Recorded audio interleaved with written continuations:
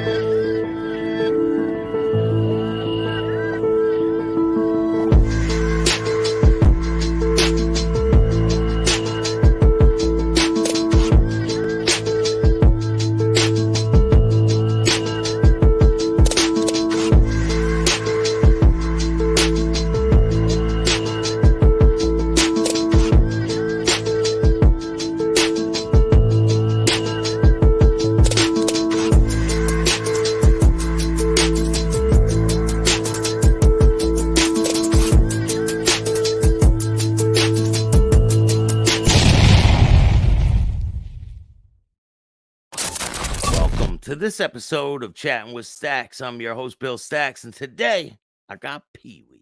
But there was no way they were keeping you on the street, right? I lost everything, Stacks. You know, I went, man, I had people stealing my toolboxes. You know, I had it at the shop. It disappeared. You lose everything, man. You go to prison, nobody gives a shit. At this point, you own the clubhouse, don't you? Yeah, I own the clubhouse. When you go to prison. Let me see. No, when I quit in 2010. And when I quit, I told them they could keep the clubhouse as long as they pay the bills to it. Is that before or after you go to prison? I went to prison in 2014. So I was there 2014, 15, and 16. And they didn't, 3 months later, they didn't pay the bills. And then like some ghetto trailer trash, I went down to the clubhouse, you know, to tell them, hey, man, why aren't you paying the bills? And it was empty. And they stole all the appliances were gone, all that shit. And I thought, you got to be kidding me, man. This is some trailer trash bullshit. Yeah, but so is your son in that charter that did that? No, he quit the same night I did because he said, I'm not going to be in here while you talk shit about my dad, which they would have, you know, because they already are. He walked away too. Yeah, he walked away too. Don't get me wrong. There's still hellsangels in there that, I mean, I don't talk to them. They don't talk to me.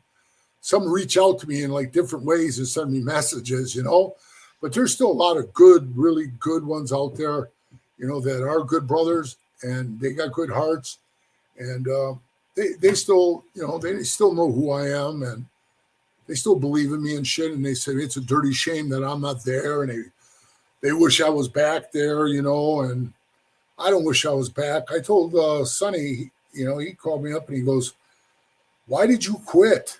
And I said, hey, they didn't believe in me. If you don't believe in me, bro, why are you talking to me? You don't believe in me. Don't talk to me. So I stood up and I said, you know what? I quit. And that's why I quit. Because you're in the middle of a meeting when you say six this. Guys raise their hand and say, we feel like you said too much to the cops. And I said, let the lawyers fight it out. Self-defense, go fuck yourself. I said, yeah, okay. Every time we had an incident with the cops, PeeWee, man, cops are here, man. Can you deal with this? That's what they would ask me. I'd always deal with it. So all of a sudden now I'm a stupid ass. I don't know how to talk to them. See, it doesn't make sense. It's just an excuse. Yeah. You know, and then Sonny calls me up. Why didn't you talk to me before you quit? I was thinking, what for? What's the point? You know? And he goes, give me 6 months. I'll have you back. You ain't got a prospect. I'm going to get you back in the club. And I said, man, I didn't say anything right at first, you know. And I said, yeah, okay, boss. Or chief, I call him chief. And I said, okay, chief. But then after time went, I started thinking about it. And then I started hearing the rumors. PeeWee's a rat. PeeWee. Then they started telling everybody I ratted on him and shit.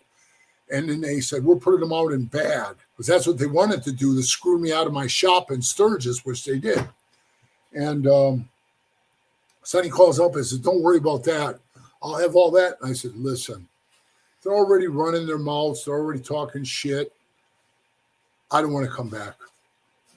And he goes, for sure? You're done? I said, yeah, I'm done. I'm done. I don't want to come back. And I said, shit, I'll be fighting every time I go to a party. I'll be knocking fuckers out left and right, man, for running their mouths.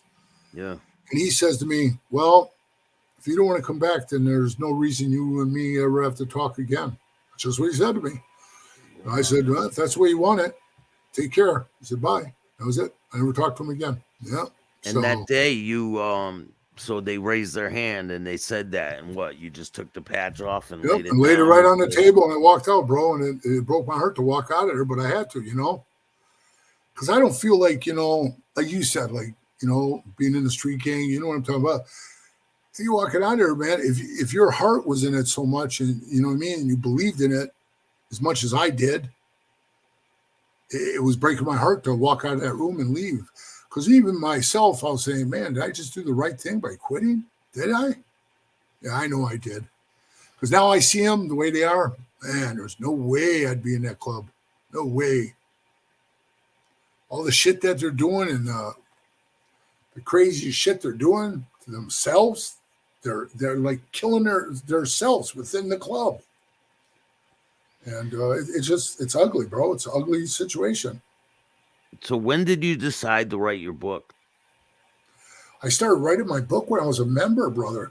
I started writing my book. That's why I changed it 8 times, because me saying stuff like, well, me and the brothers, we went here when I was president, and why I told these guys do this.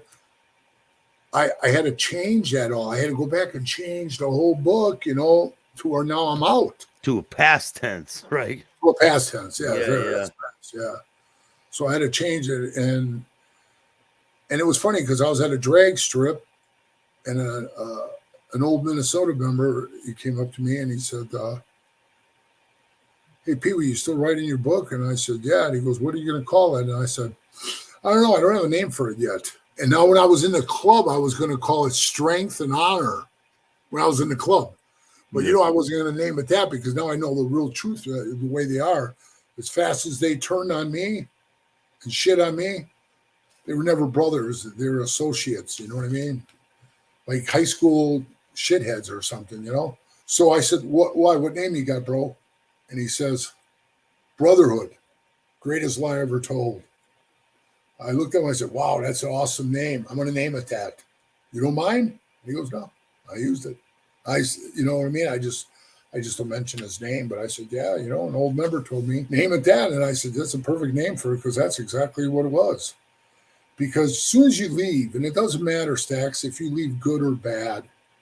If you leave good, nobody's going to call you up and go, hey, Billy, why don't you come down and have a beer with us? What are you doing? Nothing. Come on down, bro. Hang out with us. You're never going to get that call. Never. So if you're waiting for it, your hair's going to turn gray before you ever hear one. So all the years I was in there, I've never seen anybody left good ever come back around or even anything. Yeah. So once you're out. Yeah. So good or bad, does it really matter? I mean, really, does it? No, it don't. You get treated the same way. Do you have any regrets with where your life's been and things you've done? I would say like the only regrets I had is, like I said, leaving my first wife, in Minnesota like that, the way I did, I really did it. I did her dirt pretty bad like that. Fucked up her head, and that was just selfish of me. Just think of myself, I'm going to go do this, if you like it or not, so yeah, that's one regret I have, and then I regret letting my son in the club too, because, when we went to prison in 2014, the same day, we both were in front of that judge the same day. And when he told me, sir, I'm sentencing you to 2 to 5 years out in the state penitentiary, high desert state prison in Nevada, for deliberately sucker punching that man in the face. That's how he said it to me, word for word. I put my hand up. I said, hold on, Your Honor. When I walked up to him and he reached in his pocket, I didn't think he was giving me the keys to his car. And he goes, well, you should have waited till he brandished the weapon and try to use it on you before you acted. I was thinking, fuck you. Tell that to your cops, man. They shoot people like that. Yeah. You Right? go reach in your pocket, they're gonna blast you. Right. You know it, and I know it. 100%. And everybody says, why didn't you say that? And you know what I told him, Billy? You don't think of everything when you're standing there, you know. I Oh, was you, thinking, you I'm think of going, it man. I'm later. going. You think of it later. And you know what was cool about it? When they put the cuffs on me, they put shackles on me, on my hands. And they walked me in the back room, and the bailiff was an old black guy, and his name was, I remember seeing his name tag. It said Cliff. And he was a pretty cool old cop. I'm sure he's retired by now because he looked like he was in his late 50s, early 60s then. And that was many years ago. So I went in there and I sat down. He says, I got to go get you some scrubs, you know, like the blue prison clothes, you know, you got to wear. And I said, okay. And he looks at me and he shook his head and he says, boy, kid. But it was good for me. I got to see the world, you know what I mean? And I got to meet some great people. And I still, to this day, you know, probably have got, I'm not kidding you, probably, I'd say 150, maybe 175 ex-hellsangels out of the club that all call me from all over the world, Austria, everything, and talk to me. And that makes me feel good in my heart that I made an impact in their life. You know what I'm saying? Yeah. So I just wasn't one of those guys that just floated along and you never seen us do anything or me do anything. I did shit, man. I was a shaker and a mover. So yeah, everybody knew my name. Everybody knew who I was. And now you got all these new kids coming in, you know, and sure they're talking their shit, you know. I still can rock them, sock them pretty good for 67 years old. I was always like in the cars, you know what I mean? I got a 31 Chevy Coupe and I got a 56 Chevy, you know, Bel Air and stuff like that. And I just, you know, I just sold a 39 Chevy I had. So I'm big into the car thing. And actually, I do believe this, Stax. I believe that me staying busy with the cars keeps me alive and keeps me going, gives me a purpose. You know what I mean?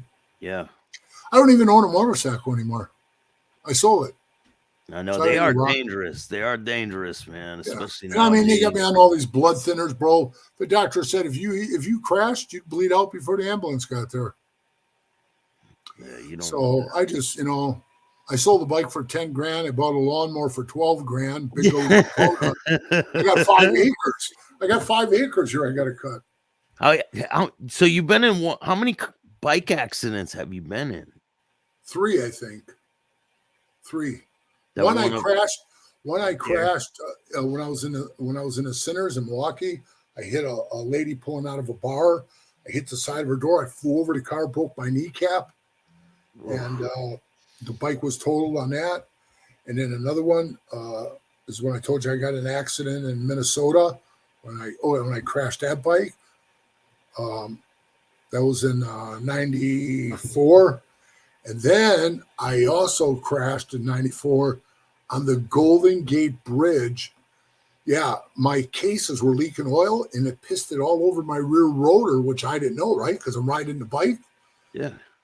And all of a sudden there's 120 of us going across the Golden Gate Bridge. 120. That's a big pack. And I'm in the back because I'm a prospect. And all of a sudden, I see all the smoke coming off people's tires. They're all locking them up. So I go push the brake. No brake. I go right up the middle, you know, because I couldn't stop. So I put my feet down doing the old Fred Flintstone trying to stop myself, you know. You're like, But, you know, yeah, you know what? So I'm trying to downshift it, you know, and the RPMs were up. I was only doing about 35, 40, but still, you know, yeah. it was too much to lay the bike down. And man, all of a sudden I hit a guy's foot peg. His arms fly up. He goes down. He's a little tiny guy too, man. I fell right on top of him. My foot went in the spokes of the wheel. And my foot came around where it stopped it up against the swing arm. Yeah. I dragged the bike on top. He was on my foot, and I was on top of the guy. And we slid for 17 feet on the guardrail, looking down at the water. Wow. When we got up, he had a big chunk of meat missing out of his face right here. and on his elbow, right here on his elbow, he had a big gash in his elbow. Me, I had a broken ankle because my foot went in the spokes. So I was being my stupid ass self, you know what I mean? I didn't even know the guy. He was another prospect from Purdue. And I looked at him, he looked at me, and I went,